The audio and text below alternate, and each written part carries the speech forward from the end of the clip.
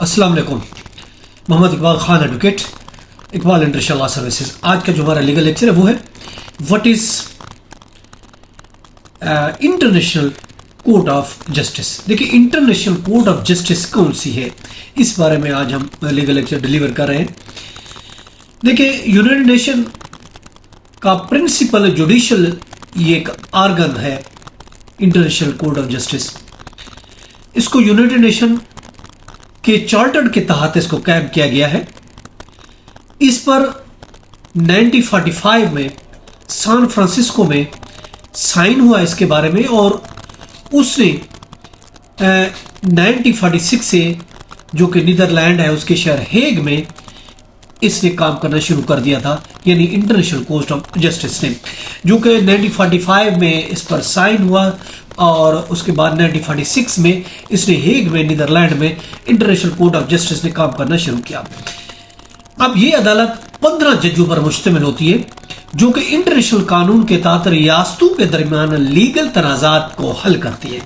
یعنی مختلف ملکوں کے درمیان جو اگر کوئی تنازعات ہوتے ہیں, انٹرنیشنل کورٹ آف جسٹس کا مطلب یہ ہے کہ انٹرنیشنل ملکوں کے درمیان, مختلف ریاستوں کے درمیان اگر کوئی ڈسپیوٹ ہوتے ہیں تو اس کا حل جو ہے وہ انٹرنیشنل کورٹ آف جسٹس کرتی ہے.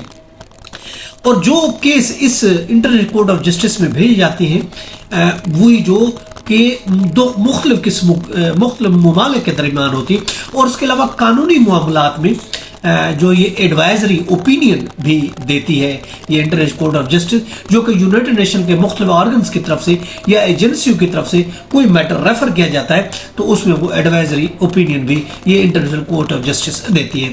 ریاستوں کے درمیان مختلف قسم کے تنازعات, جھگڑے, ڈسپیوٹس رائز ہو سکتے ہیں. فار ایگزامپل لینڈ کا ہے, اور اس کے علاوہ ان کی میری ٹائم ایجنسی کا ہے, فرنٹیز کے بارے میں ہے, باؤنڈریز کے بارے میں ہے, ٹیریٹوری سورجنٹی کے بارے میں کوئی ڈسپیوٹ ہوتا ہے, violation of the international law کے بارے میں کوئی اگر کورٹ انٹرنیشنل لا کو وائلیٹ کرتی ہے وہ ڈسپیوٹ کریٹ ہوتا ہے.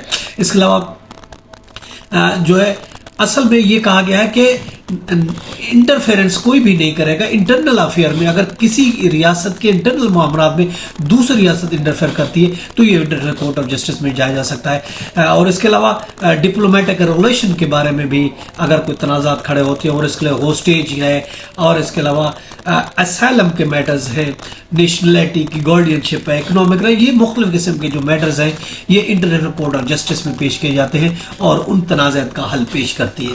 تو جو کہ یونائٹڈ نیشن کے کورٹ ہے جس کا جو ہیڈ آفس ہے وہ نیدرلینڈ ہیگ میں موجود ہے, جو وہاں یہ کام کرتے ہیں یونائٹڈ نیشن چارٹر کے تحت. یہ تھا ہمارا آج کا لیگل لیکچر. اس کے ساتھ اجازت کر پھر ملیں گے. Have a nice day. اللہ حافظ.